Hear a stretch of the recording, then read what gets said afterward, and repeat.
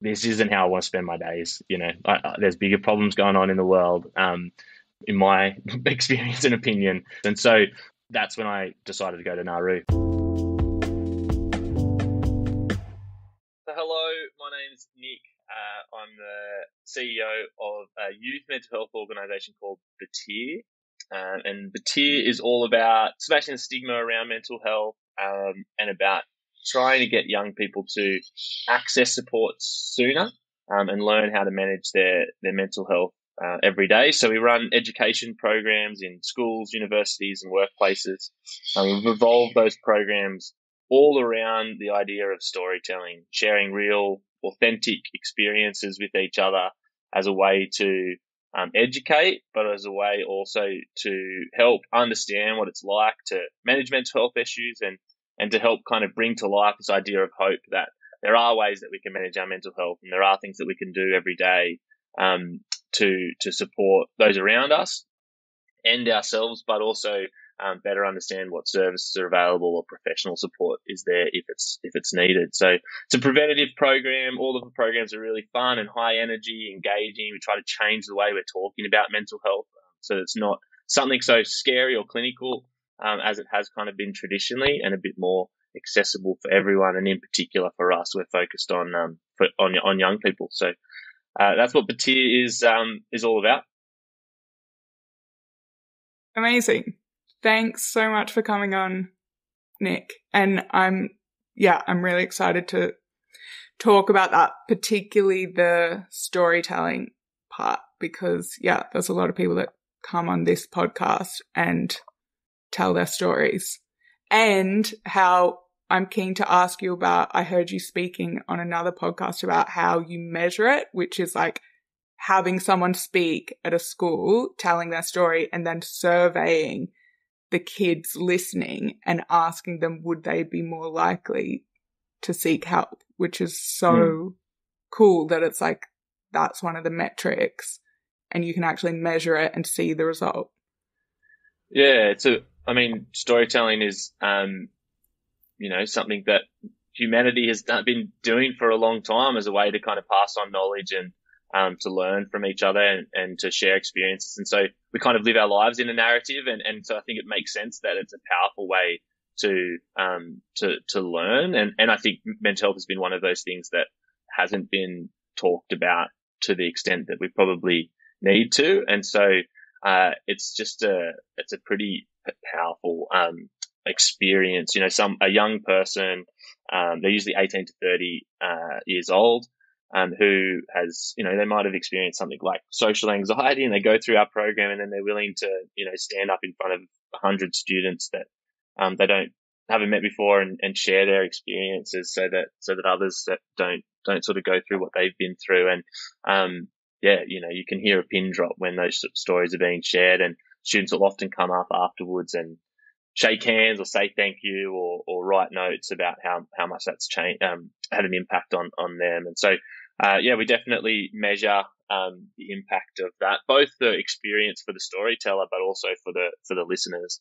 And it was all built off this idea of a variety of research that was done around storytelling and the impact that it can have. And then since then, we've been able to kind of do our own research along the way as well, that has seen some amazing things in the storytellers, things like reductions in self-stigma, increases in self-confidence. And then for the listeners, things around, reductions in stigma and as well, and increased likelihood to or attitudes towards help seeking. So it's a pretty amazing amazing thing to see and be a part of. I've been with batyr for about 8 years, and so really passionate about the work that we're doing, and constantly inspired by the young people willing to share their experiences, so that others can kind of learn from that.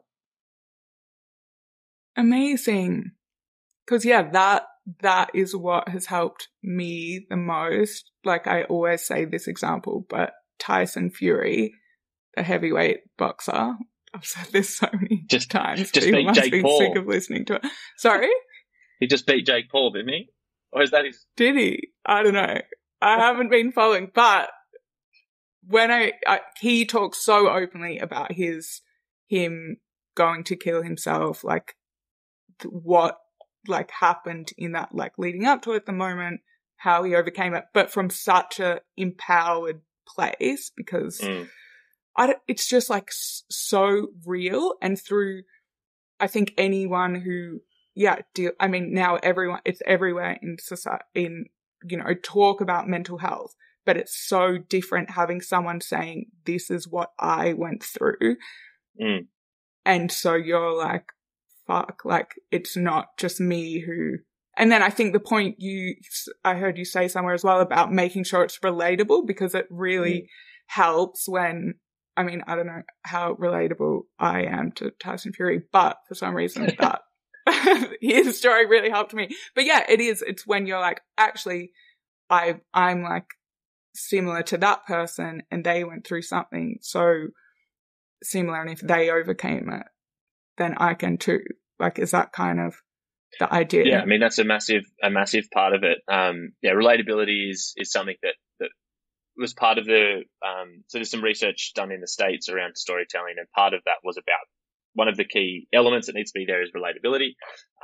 But that's not always the case. I think sometimes you sort of talk to it, but like there are just sometimes some stories that connect with you. They just hit something home. And it probably is around relatability in some ways in terms of similarities in the experience or something. But it is partly that ability to go, oh, that's like me. Sometimes it's even like articulation of experiences. So for young people in particular, and often young guys who haven't sort of developed skills to express their emotions in words. So like to be able to take what they're feeling and explain it to someone, that can be really hard. And so when you hear someone else do it, who's been trained and practiced and things, that's when you can start to go, oh, maybe that's what I'm experiencing. And they can relay that back to their school counselor or their mum or their friends or whatever, and kind of go from there. So it also often gives language. And then the other part of it is just like empathy, you know, that ability to go, well, I've never actually stopped and listened to someone share their experience, and that experience was like that for them. And if it's like that for them, it's probably like that for other people in my class. And we see that kind of cultural shift around being a little bit more understanding, a little bit more supportive, and changing kind of that culture or that conversation as well. Amazing.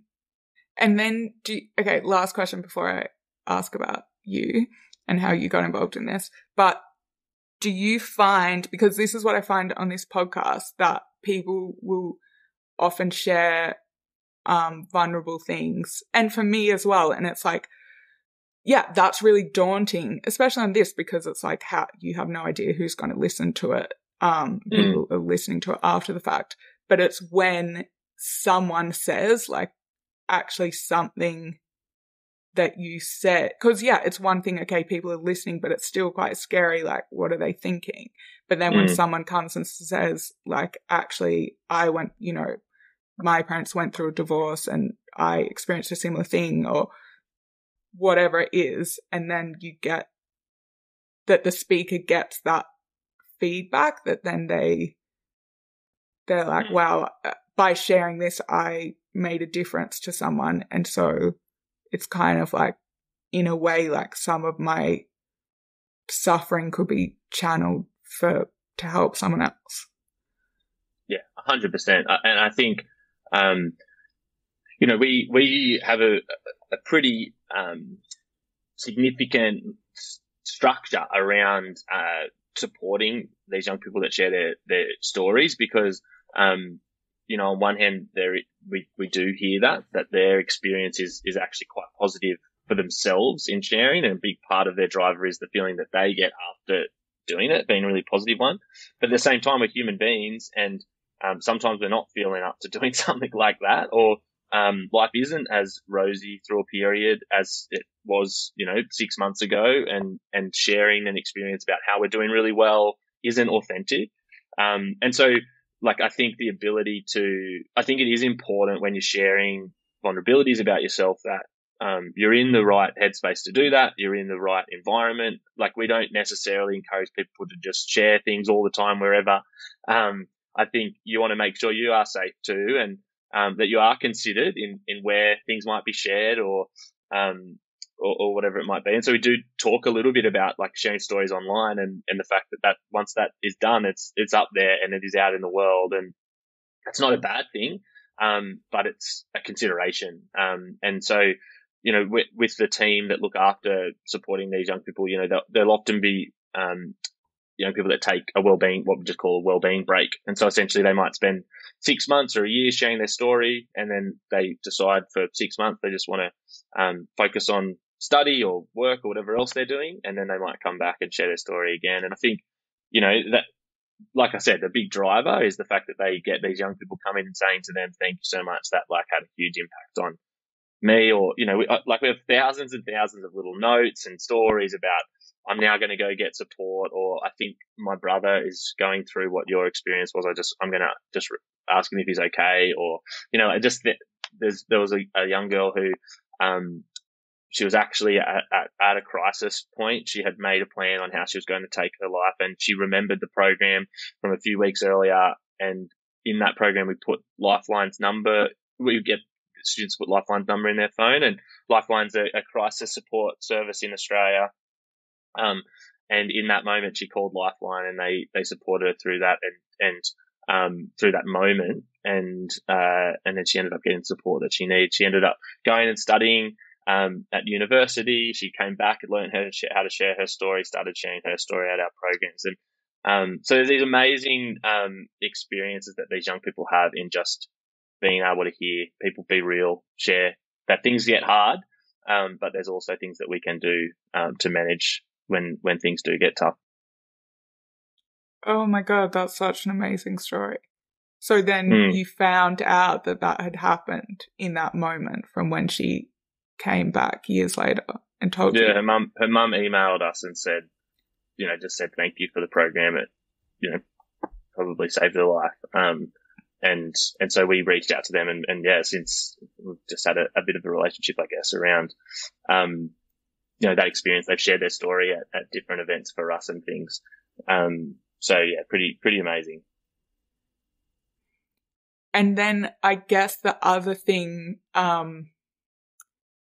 you would have to make sure of is that because with the sharing stuff online, I think there's a difference between an empowering story where someone's saying, like, this was really hard, this is the reality, this is what I did, this is how I sought help, and this is, you know, not that everything's perfect forever. It's like, maybe I'm still dealing with this, but I'm supported and whatever, I'm in a really great place, versus someone who's like still in pain and maybe more like a victim mentality or something like that, which then is, yeah, maybe not the best thing for young people to kind of, yeah, there's kind of two elements to that. One is around, being in the right headspace. Like, there are times when we need to be focusing on ourselves and how we get well and better. And it isn't going to be the best time to be sharing. You know, some people might disagree with that, and that sometimes sharing in the depths of despair, is a great time to share. It's not really that's not really any, research either way. I guess there is research around safe language and what we should and shouldn't say and how much detail we should go into. And so I think if you're at least in control around how you're sharing that story in those moments, then maybe that is okay. But what we focus on is just making sure that people are in the right headspace to share, that they're in control of kind of what they're saying, what they want to get across, and in the way that they want to get it across. And we actually help structure the story. And so we talk about the well analogy, which essentially, the structure of the story that we look to support on is, you sort of start with talking about yourself and who you are, and kind of bring to life the fact that, you're a real person, like living life, and that you've got real experiences. You're at school, or you enjoy music, or whatever it is. Because I think often mental health is associated, well, mental health disorders often kind of, for a lot of people, they feel like that is who they are, or for a stigma, a community that may have stigma towards mental health might view someone that if they've got bipolar disorder, that is who and everything that they are, for example. So we get them to talk just about who they are and their background, and then they'll start to talk about the really tough times. That's where we're going down into the well, and they'll chat about the real experience that it was to kind of go through some of the things that they've been through. But then we also talk about coming out of the well and making sure that they're talking about what they do every day now to look after their mental health, how they got support, and sort of the lessons that they took out of that experience. And that means that when the students leave, they're leaving feeling empowered that they can do something about it, that there is hope, that there's something that they can do for themselves or for their friends. And so I think that's, one part of it is being in a safe headspace. The other part of it is really thinking about how you want to share your story, in a way that's going to get the best, impact on people listening. I think sometimes people feel like it has to be, confronting or like the best way to have an impact is to sort of share, huge amounts of detail and like, how traumatic it was or whatever. And that some elements of that are important, but actually, it's not necessarily about needing to do it that way. It's about, making sure that you're covering kind of the key elements. We talk about little stories in stories. We talk about using analogies, about trying to bring to life what that experience is like. So we focus more on, I guess, that bringing the story to life rather than necessarily individual specific moments in someone's life. Mm-hmm.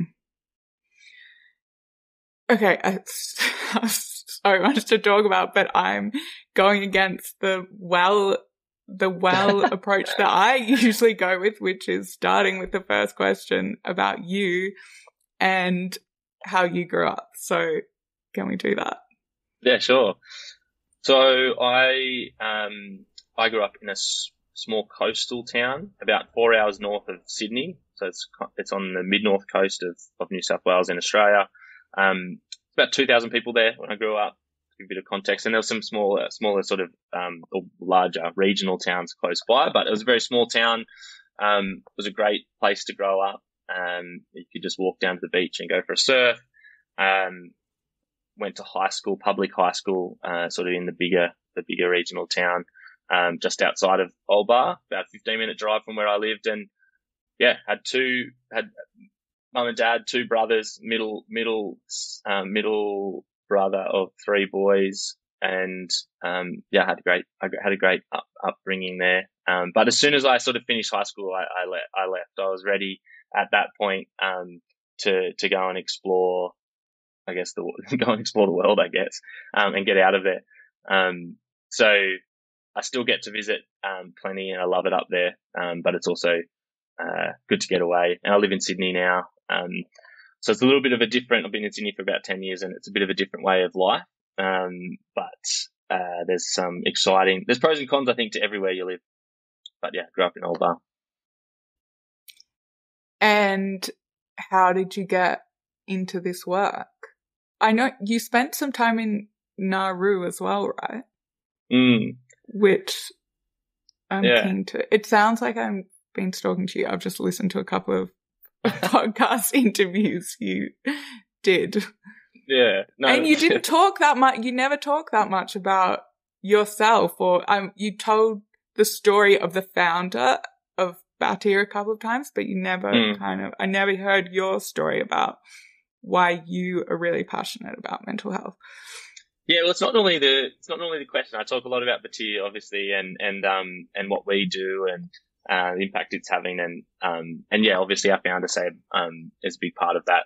But there's not always as many questions about me, but happy to talk about that. So how'd I get into it? I mean, it's a tough question because it's hard to sort of go back to the moment where I feel like I realized. So I can talk specifically about how I got to Batyr, but I think the idea of moving into sort of the social sector or working for not-for-profits probably is slightly deeper than that. When I went to when I was in year 12, I was actually the school captain of my high school, which I don't know around the world schools do this, but essentially the students and teachers vote for someone to be school captain, which involves a variety of different roles. But anyway, I was a school captain, and so there were sort of certain expectations of how I would act at school, and it's usually for someone pretty smart and that people look up to. I wasn't ever very smart or anything, but I think I sort of got along well with peers at school and teachers and things. And so I was a school captain, and during year 12, I got an opportunity to go and do some aid work in Africa, in Kenya, and I remember having a conversation with my principal at the time, and he was like, "This is a bad idea. You know, you've got your HSC, which is sort of, or was at the time, the sort of end of year or end of high school exams that kind of give you the mark to get into university." And he was like, "You should be focusing on that. You need to be a good example to others across the school." And so I thought about whether it was a good idea, and I spoke to my dad, and he said, he essentially said, "You definitely should go.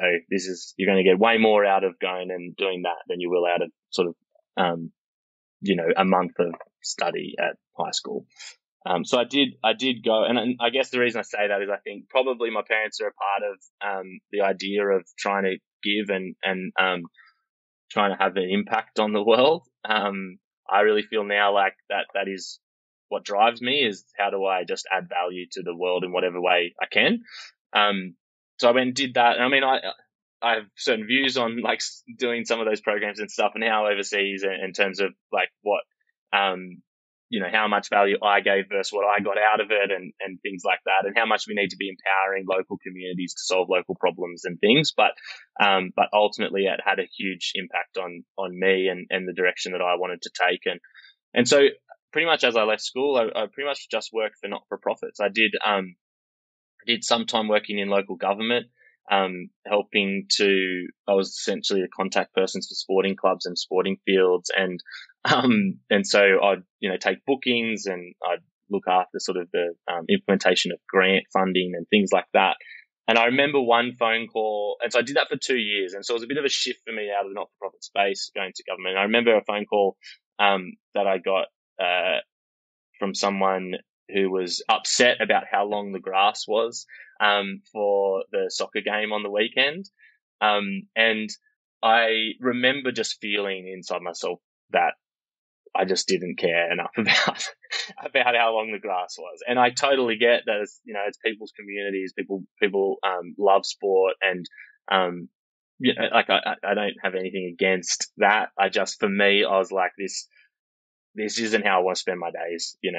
There's bigger problems going on in the world, in my experience and opinion, than this. And so that's when I decided to go to Nauru. So I worked in Nauru. So essentially in Australia, if people, if asylum seekers attempt to get to Australian shores by boat, we pick them up and essentially have laws that say they aren't allowed to enter Australia. And so we've done deals with countries like Papua New Guinea and Nauru, where they are processed on those islands or in those nations rather than in Australia. And so people have very, very varying views on that policy, but regardless, I worked over there as a recreation support worker. So essentially got to do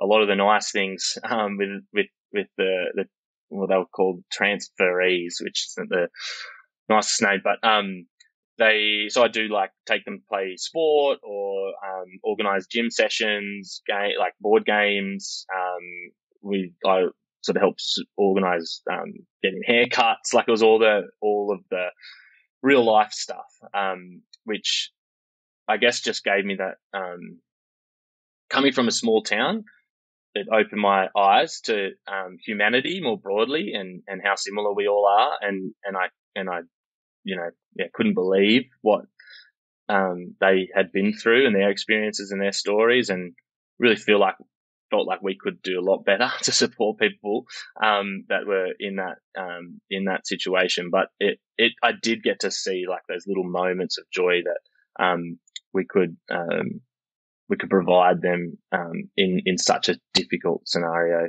But that was how did that opportunity come about?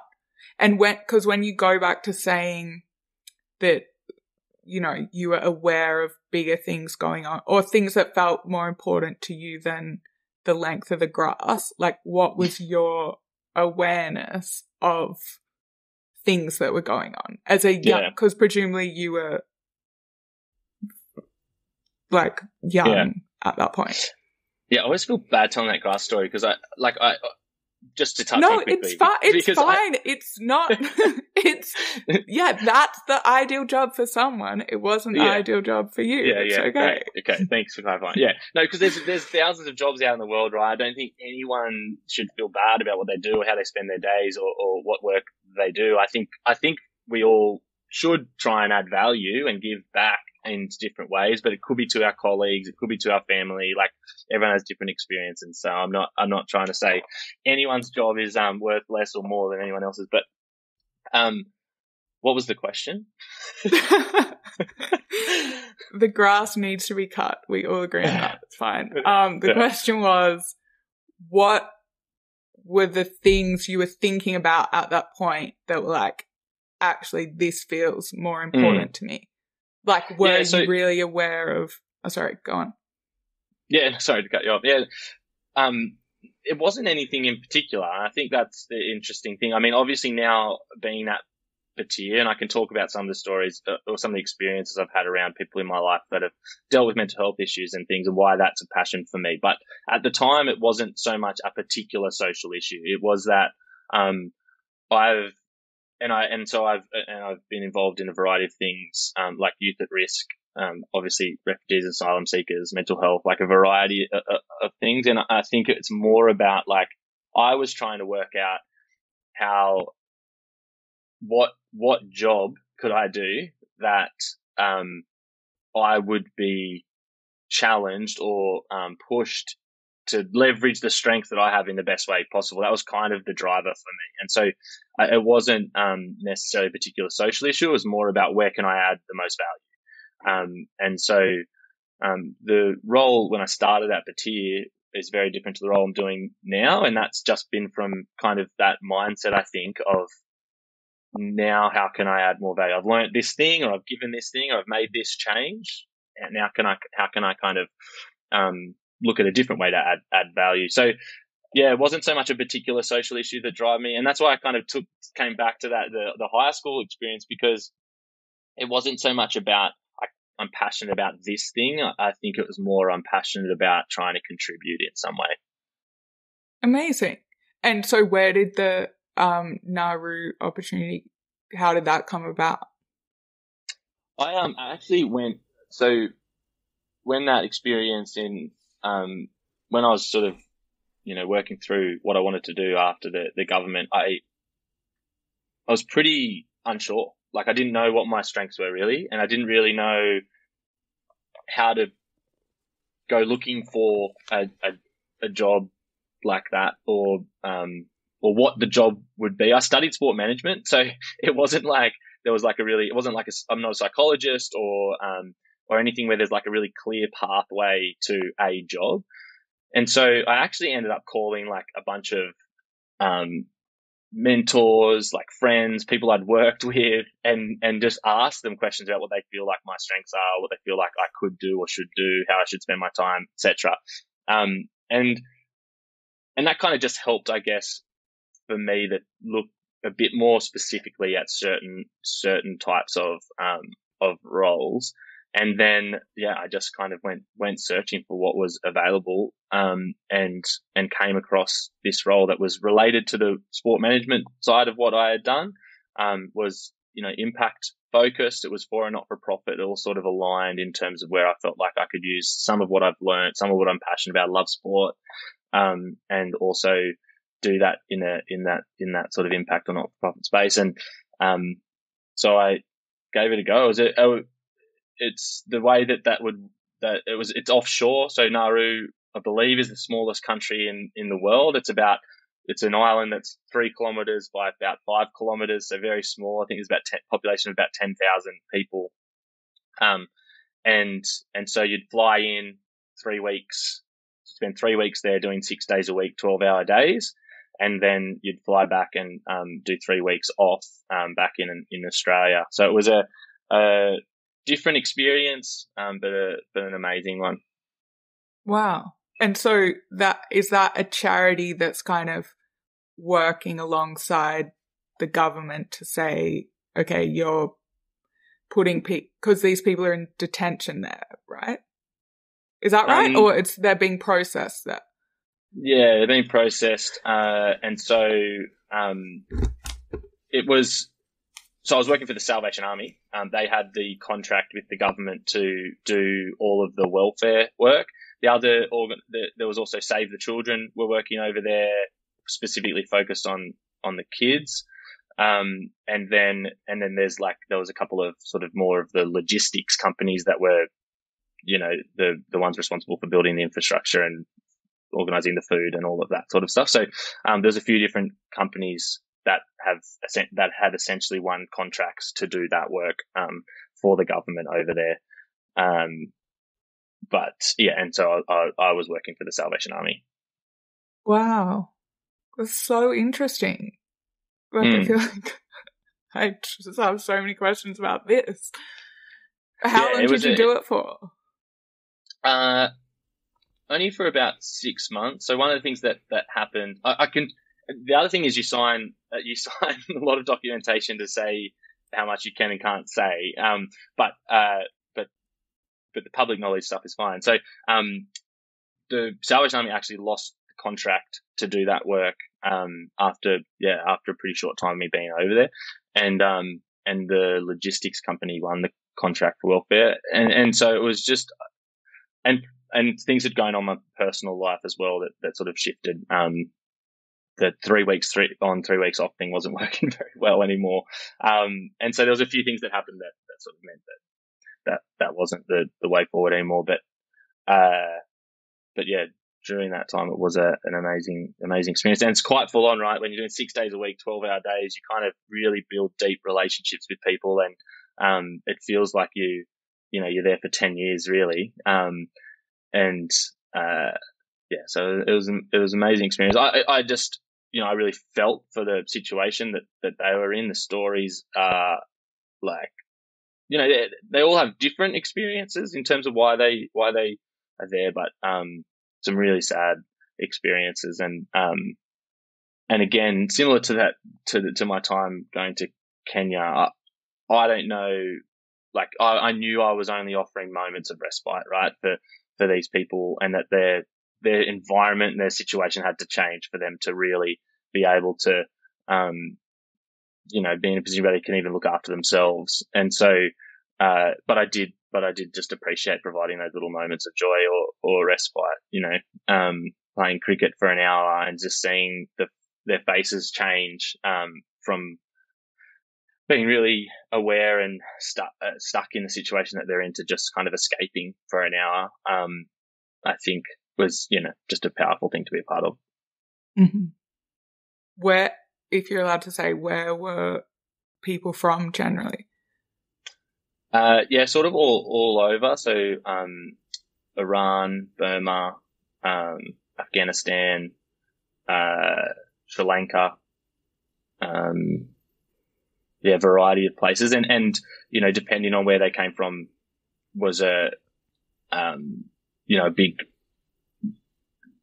they came for different reasons, and their experiences were very much, related to what life was like in those specific kind of countries and cultures. And that was, it was learned a lot from talking to different people from different countries. And it's just horrible, like to be in a situation where you feel like you need to get onto a rickety boat and travel across the ocean. That, you're obviously in pretty challenging scenarios. Some people had like lost family members on the journey. And and then to be sort of, sent to some of these other places, not even make it to Australia, and then take so long to be processed and all of these things. I think it's just a really difficult environment. It's so hot. It's like one of the hottest places on earth I've ever been. And it's just not a great environment. I mean, some of the policies have changed now. There's no kids on Nauru anymore. And so there's been some shifts and changes, but, it was a challenging time. So did that change how you viewed the world? Or did that in a way make you think like, okay, great, I've found the meaning I was looking for beyond the grass? Yeah.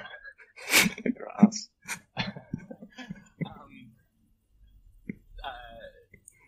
I definitely saw the world differently. Like I said, growing up in a small town, there was, it's not a multicultural place. And so, my understanding of the world and people around the world, was limited. And so doing that experience just, opened my eyes to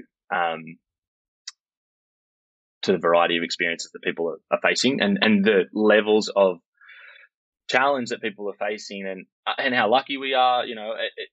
I think one of the important things when you do that sort of work is not necessarily feeling like I'm grateful for the life that I live and that what I've been given. And so it's more a matter for me of how do I use what I've been given to try and add value or give back to people that haven't been given what I have. And so it definitely drove the fact that I felt like I could have an impact. I could feel it. I was, there doing it every day.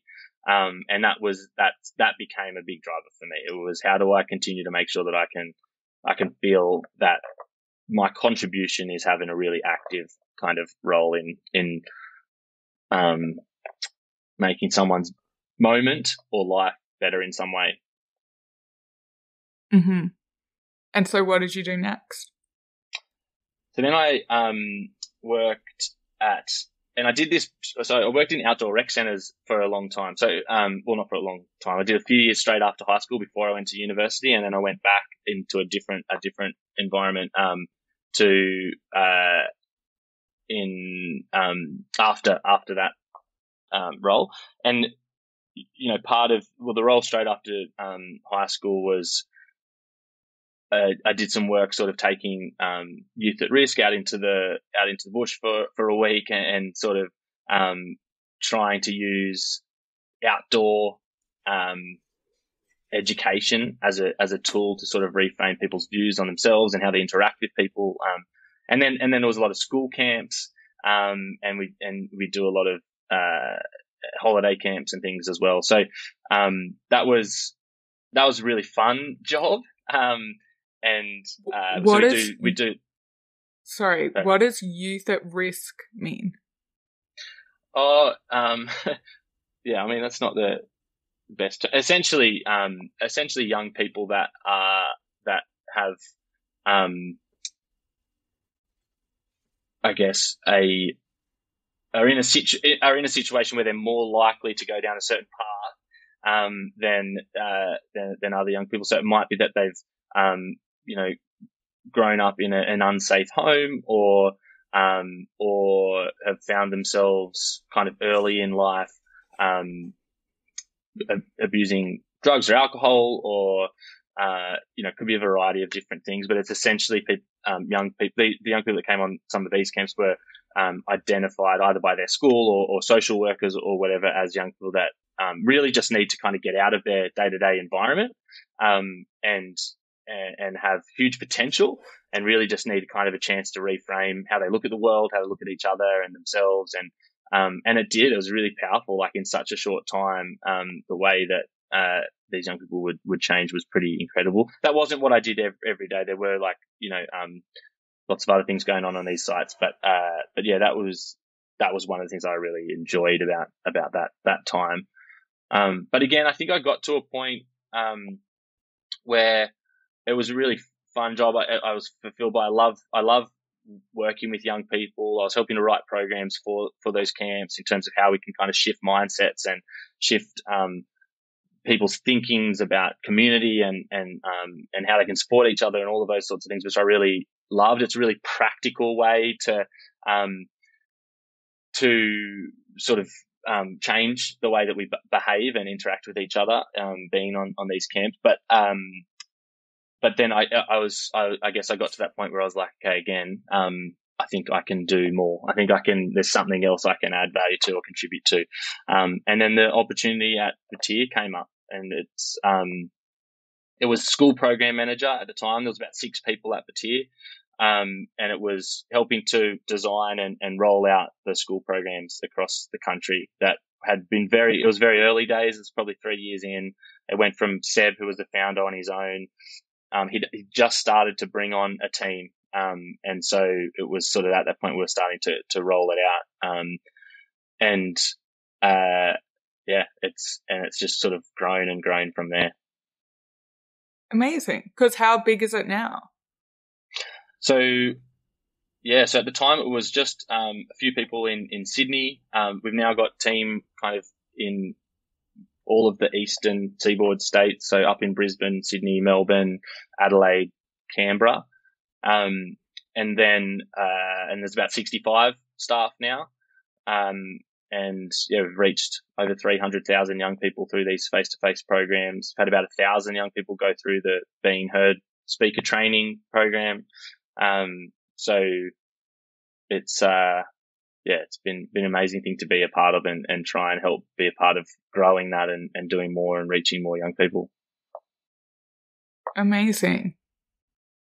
Because the other point that I can't remember if you said this at the start, but the really compelling point here is that, we know mental health, it's just a big problem and it seems to be growing and it's really affecting, I'm just thinking there are people in this audience who only care about economics. But if you think about from an economics factor, it's people aren't in the workforce because, particularly where I am in the UK, it appears to be more of a problem here. So it's okay, but it's people accessing help. And that was the statistic you guys talk about is it 25% of people are getting help or something? And it's there are. Oh. Did it cut out? Sorry. Yeah, I think we're back though. Not sure what happened there. Do you know that statistic of how many people aren't getting help because of the stigma? And so that's the point you guys are working on. How can you get more of the people who need to be accessing help through the stigma so then that they get the help that they need? Yeah. In terms of numbers, I guess first of all, to your first point around economics, the Australian government commissioned a productivity commission report a couple of years ago, which found that that mental ill health and suicide cost in Australia up to $180 billion a year, which is a huge number.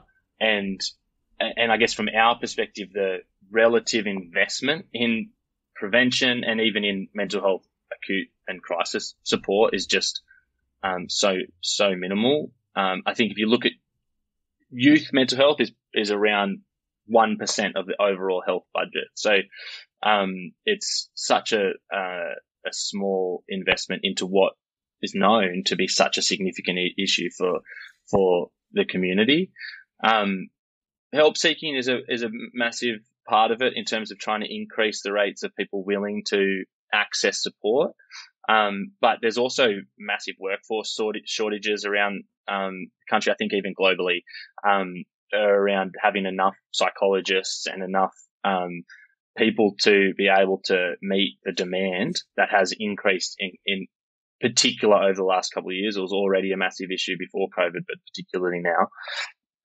And so the other part of what we try to do is equip people to manage their mental health. And even better than that, ideally, is develop skills that mean that you're not only able to manage when you may be in a more acute scenario or crisis situation, but much earlier than that, not even get into that situation in the first place because you've developed skills or you've created the connections or you've got the community or you know your support services or whatever it is that you may need to develop or have in place to ensure that you can kind of just manage your mental health every day in a way that doesn't get to that point. And if it does, you then also have the tools to manage that or the support services available to you. And so that's, when I say that that's simplifying a very complex thing. There are more complex mental health issues that are much more difficult to manage and navigate. But the earlier you know that you're dealing with those things, or the earlier you're able to get support or start to work through it with professionals or whatever, the better chance there is to sort of manage it. But generally, anxiety, depression are the biggest, most highly prevalent kind of mental health issues, and they are treatable. There are great therapies and tools to manage depression and anxiety. And so, when we're talking to a full cohort of young people, we know that a large portion of them are going to need to navigate or manage that at some point. And so try to give them tools to do that as well. So yeah, it's about help seeking. It's about reducing stigma so that people feel more comfortable to access support. But it's also about developing kind of those tools every day as well. Yeah. And then of course the really compelling point that I think so many people aren't aware of is how many people die. Like that it's the biggest men, it's the biggest killer under 45, right? In Australia. It's the leading cause of death for 14 to 44-year-olds cross gender. So, in Australia, there's 9 deaths by suicide a day and 7 are men. So huge proportion of suicides are men, but the numbers in themselves are too high. It's just we're just kind of obviously working in this space. We just get blown away by the lack of conversation and urgency that there is around this when they're the kind of statistics that we're talking about, and that this impacts everyone in Australia has probably had someone in their life that they've lost to suicide. And so we just don't think there's enough being done. We've just and so we've just released a new strategy, and part of that is about influence. So we want to not only be able to have an impact on young people's lives every day in schools and universities and working directly with them, but we also want to have a bit more influence on the systems in which young people live and try to advocate for more investment in this area and try and change the way that we're expecting young people to reach out and get support, and just make sure that we're just much more focused on changing that. It's not good enough. Yeah. Yeah, I guess especially because Australia, when you think about how much of a safety culture it is and like all the spending that goes into preventing road deaths and, like speeding cameras or, that's like so much more than in other countries. And it's like, not in this area. So that is awesome that you guys are doing that. Yeah, and I mean, there's a lot of organisations we're trying to work with. I think it is mental health, I guess, is I think it's what we need is like similar sort of focus on some of those. You see it in Australia around skin cancer as well, and the slip slop slap campaigns and all those sorts of things too. But mental health is a bit different. There are a lot of social determinants that impact mental health. So you kind of need to fix housing, and you need to fix food security, and you need to fix employment and all of these other things that intersect with mental health. So it becomes a complex thing to solve. And so there are, I sit on the board of Suicide Prevention Australia, and that's a peak body for suicide prevention in the country. And they, big focus for them is ensuring that suicide prevention is considered in every portfolio across the government, and it's not its own separate health issue, but it's an issue that is across all parts of our lives, and so I think there's a lot of really significant and complex change that needs to happen, but it's just not happening quickly enough. It's not a big enough conversation, and we kind of just need to do more, I think, to drive that, both as organizations, but as community as well. I think ultimately politicians need to feel like it is a big issue for communities, and so I think we just need to talk more and show that it's a priority. Yeah. Okay, I don't want to take up too much more of your time because I know you have to start your work day, but can I ask one more question about going back to what you said at the start about the safe language?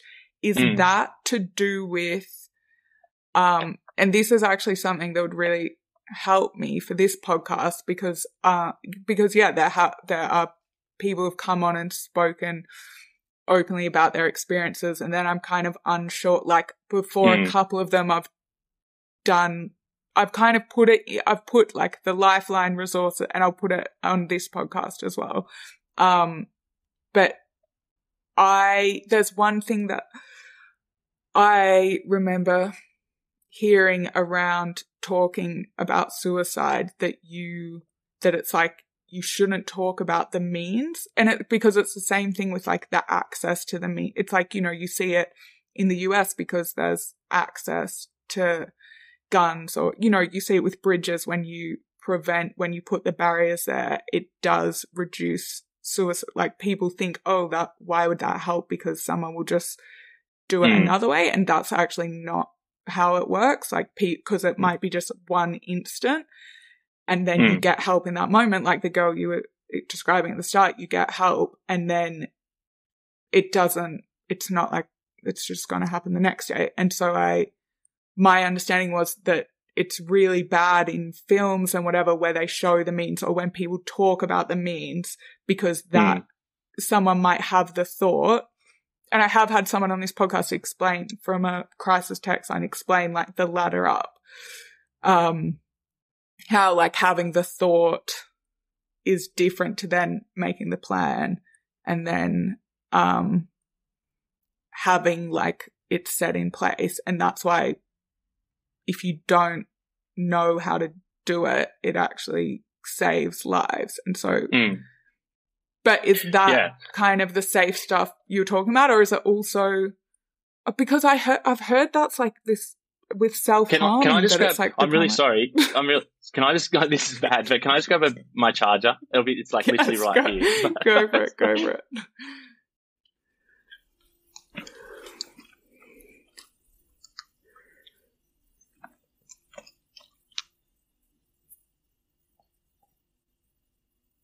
Sorry, that wasn't well planned. I can't remember if I told you or not that this is unedited, so that little bit of silence everyone just gets to enjoy. It makes it real, right? Like, this is just a real conversation, unedited. But, I think, so yeah, well, like, first of all, the first thing you said around removing means is really, like, a really important part around suicide prevention. The things that we talk about being cautious around talking around things like so methodologies or means, because it can just can give people ideas essentially, and so and then quantities and things. So if you're talking about like eating disorders or alcohol abuse, sometimes people can make comparisons and go, they had X number of bottles of whiskey. That's way more than I have. I don't have a problem. So comparisons are something to be cautious of as well. And so, but at the same time, you want to have real conversations too. And so, I mean, if you're doing podcasting and things, I don't think there's always a huge amount that you can do. And I think the priority is having the conversation, but it's just, I guess, there's a group in Australia called Every Mind. And they support the media industry around how to talk about this stuff. And there's just some good general stuff for any day people to have a read of and just be aware of kind of how to talk about this stuff in a safe way. But it's really more just about avoiding going into all of the detail. You know, if someone says I've tried to take my life, often the first question is, what to do? And that's not going to be really helpful for anyone, right? And so, is that what kids ask at school? Yeah, well, I mean, I think a lot of us are kind of curious at, like, how did you get to that point, and like what did that look like for you? And so I think it doesn't necessarily help to say, you know, how you attempted to take your life. And so but something that is important is having the conversation, and something that has changed around the research is the fact that it is actually important to ask people if they are suicidal. So there are important conversations to have, and then there's just, you know, things to just be careful of, I think, when having these conversations as well. Yeah, and I think with the art, it's like that's really what I wanted to get across, is that when we're talking about suicide and people come on and share these things, and, you know, I'm talking about my own experience with depression, it's like some people who don't haven't experienced it, or like don't know about it, that can be scary about the idea of being suicidal. And then, yeah. But I think when it's like we're all more educated to understand that feeling. And actually the statistic was crazy that someone came on and was saying that it's like the amount of, that how many people have that thought at some point in their life of like, I just would rather like not exist. Yeah. Yeah. Well, like there's there's like 3,000 deaths I obviously know Australian stats better, but it's a problem everywhere. But there's 3,000 or so deaths a year by suicide, but there's 65,000 attempts. And so so there's even a huge number of people that are taking attempts. That doesn't include what you're talking about, which is even a greater number around suicidal ideation. So and this is what I mean. It is such a massive part of our communities, and just something that we kind of really need to elevate the conversation around, I think. The other thing I was going to ask is, last question, promise, is good. on self-harm, because I went to a suicide prevention breakfast the other day with a psychiatrist from Oxford who's going to come on this podcast as well. And someone in the, you know, because everyone's there for some reason, and there were a lot of people who were worried about their children, and someone was saying that because something had happened, like someone had come in to like educate them about self-harm, and then because there was something that it had become a trend, or as a result of that talk, it had become this kind of trend, or people had seen it online, and all kids were like jumping on to self-harming so I don't know if that's something that you have to be careful about. Yeah, definitely. And that's why, I think that's why it's really important to avoid some of that language. The conversation needs to happen, but there's definitely the right and wrong ways to do it.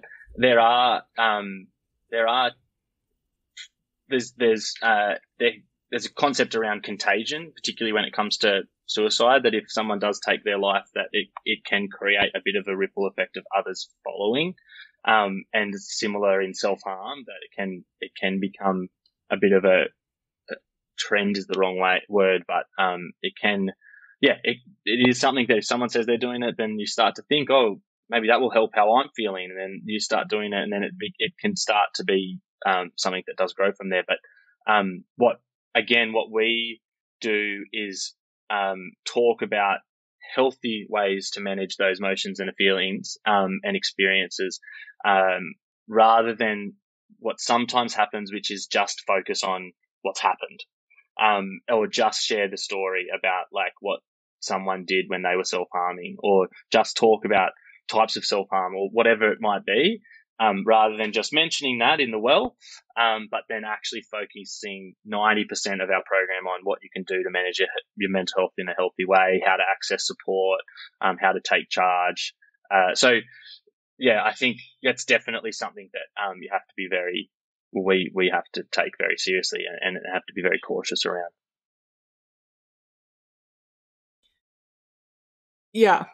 Amazing. I love that thing that it's like 90% about how, because I just worry that for like the older generation, or some people kind of think about this mental health stuff is like this woke rubbish that young people are like too soft or something. But I think that's the key point, that it's like, this is real and the people telling their real stories, but they're talking about. And I think, yeah, I love that you're like how to empowering people for how to manage it on your own. Because, yeah, at the end of the day, like, we all have to be responsible for our own health, but we need the tools to be able to do that. Yeah, and you know, we don't think that every person in that room is going to necessarily they'll have moments of depressed mood or anxious moments, like every human being, and learning how to manage that at different times is really a really great tool to thrive in life. And so that's a big part of our focus too. There are a group of young people here that need to access support. There's a group here that don't right now, but they will one day. And then there's a group that are going to be pretty fine through life. But for them to thrive and be even better, they need to understand their brains, the way that they feel, and how they act and behave around people, and how they can do that in a much better way. And so, you know, I don't think it's not a matter of trying to be, like woke and saying, you know, depression is something we're all going to deal with, and, you know, try and hang your hat on that. It's just about understanding what it might look like if you're not doing your best and you're not 100%, and how to manage that day to day. I think it's a great tool for all of us to learn, and great knowledge for all of us to have, to make sure we can live the best life that we can, much, much better than not talking about any of that stuff at all, and trying to work it out ourselves in our own head. I don't think that's going to be great for anyone. And are you in that last category? What's that? As in I'm making assumptions about you, but that you are, which I shouldn't do, because I hate that when people are like, oh, that person seems so happy, like, how can they be depressed? And it's like, yep, because you don't see everything that goes on. But have you, I'm just assuming because you haven't kind of shared around it. Yeah. Yeah, so I've never been diagnosed with a mental health issue. I see a psychologist because I feel like it helps me to manage stress and parts of my life that have been hard. I've definitely gone through extended periods of feeling down and dealing with grief and things. Which I didn't have the tools to manage, and meant that it did kind of, I think, went unmanaged for a while, but it was never kind of an extended kind of lifetime experience as it is for some people. So my experience is more my people that I love around me that have been dealing with depression. My older brother's best mate died by suicide, and so you know, there are those close people to me that I've seen struggle and not have the tools. And I think for me, one of the big motivators was how I interacted with with people in my life that were struggling. And you know, I remember I don't think she would mind me mentioning, but my mum had dealt with depression at different points in her life, and at one point she told me she was taking medication, and and at the time I just said, you don't need to do that. Like, just go on a holiday, you'll be fine. That was my understanding of mental health at the time, and so that's kind of what I want to help shift and change for other young people. It's not that I wasn't a bad person. I had good intentions in that, but that was the extent of my knowledge as a 15-year-old kid or whatever. And so if we can not only help those people that need to access support, but help the ones that are interacting with people that are really struggling, then we're just going to have a better society of people that are empathetic, that people know how to support each other, how to have a conversation if someone says, yeah, I've actually had suicidal thoughts. A lot of people are like, oh, now what do I do? But if we can teach people how to have that conversation, then I think it's everyone. We all need to be part of sort of solving this and helping support each other and being a bit more empathetic, a bit more caring, a bit more thoughtful around people around us, and to ourselves too. Amazing. Yeah, and I guess I would just add, for anyone who's listening, if you are, starting to talk about it and you're kind of worried about it, from my experience, it's just like if you just keep saying how you're feeling, but especially when you're like, I'm getting the help I need, like I'm on top of it, but it's like you share and it's kind of like you just have to keep doing it, because there are a lot of people like your reaction where they really mean the best, but they're just kind of like, oh, like, great, you're having a good week, like, you're solved. And then it's like, the next week you're not feeling like that. So you do just kind of have to keep educating the people in your life who do love you and they care about you and they want you to be happy. But you like, just, I guess just keep sharing it. And then that's how we all, get more educated, I guess. Yeah. Well as like. Yeah, exactly. People aren't going to learn without hearing what those experiences are like. And so it can be frustrating, it can be hard. Burden shouldn't always be on that person. But I think if you're getting pushback from one place, then I think it's also worth looking at, is there someone else in your life that's worth having these conversations with? But don't give up, because there are people that love you and care about you, and we're those people too, like that they're, whether we know you or not, that there's people that care, and there's ways to get support, and it can be hard and it can feel like that is not true. But it is true. And you just need to keep pushing and trying to find those ways. And then for the rest of us, we need to keep pushing and keeping an eye on each other and keep reaching out, keep asking, are you okay? And keep trying to learn how best we can support people that we care about around us as well. Yeah. And I'm sorry to hear about your brother's best friend. I lost my brother to suicide as well. I can't remember if I told you that, but that's why I'm super passionate about this.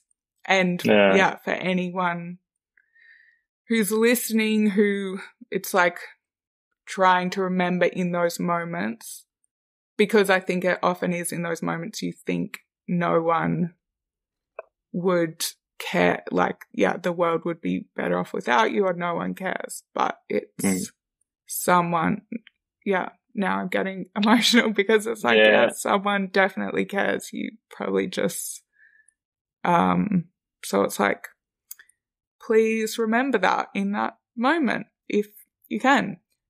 Okay. For sure. No, thank you for sharing that. And I think what you're doing is so important, like putting these just people's stories out there for people to hear that life's hard sometimes, and that, and I know they're not all of the people talking about life being hard, but it is tough, and we do need to come together. I think you're creating communities through having these conversations, and you're creating space for people to share their experiences. And I don't think it's always clear cut. It's not always easy. It's not always really clear on why or how or what happened or how it could have happened differently or any of those sorts of things. This stuff is all very complicated. But I think it's also important sometimes to kind of simplify our role in it when we can and where we can, and then do our best, and that's all we can do. I have no idea what that experience would be like for you, and I'm so sorry that it happened. We're trying every day to stop it happening. But it's horrible experience to go through. Okay. The last 3 questions I have for you that everyone gets, that are quick, unless there's anything you want to say before that. No, all good. Let's do it. Okay. what do you do to stay grounded? What do I do to stay grounded? I think this question used to be, do you meditate? But then so many people no. So yeah, okay, I know what you mean. Okay, that's what I was checking. So I live near the beach. For me, being near the beach or water is massive. And so I pretty much go for a swim every day, which helps me stay pretty grounded. And then just creating space outside of work, to be doing other things and thinking about other things and creating space. I do a little bit of mindfulness, not a huge amount. But even just for me, like just sitting watching TV over night time is a great kind of just escape to stay grounded as well. But the beach is a big one, and exercise. Nice. Okay. Is there a book that has had a big impact on you? I'm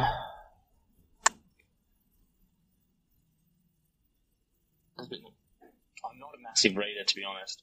I do listen to a lot of audiobooks. I don't know if there's been one that counts really, as reading. Audiobooks are books. Okay, good. I'm trying to think if one has stood out to me. I mean, some recent ones that I've actually liked. I listened to Green Lights by Matthew McConaughey recently, which sounds like a bit of a funny one, but that. It's actually there was actually some really cool just like life reflections in that I found really helpful and interesting. That was probably the most recent one. Amazing. I love that. And because he has a story like this when when he goes to the monastery place in the middle of the desert and he tells his whole story to the priest, and the priest is like, me too. Yeah, like, he has an amazing story. And he's a big thinker. Like there's just a lot of really cool life reflections in that. Even the concept of like green lights and red lights and what to do in different life situations, I think. So, some cool stuff in that. And his accent's awesome. Okay. And he went on his year in Australia near you. Yeah. Was it? Near there. Yeah, sort of. It was still a few hours away, but I definitely know the area. So I could definitely relate to some of the things that he was saying. Nice. Okay, last question. What 3 words describe the best version of you?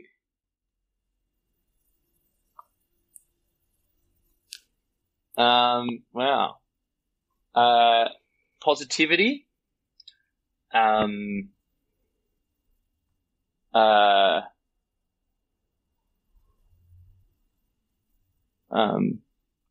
Caring, empathetic, maybe. And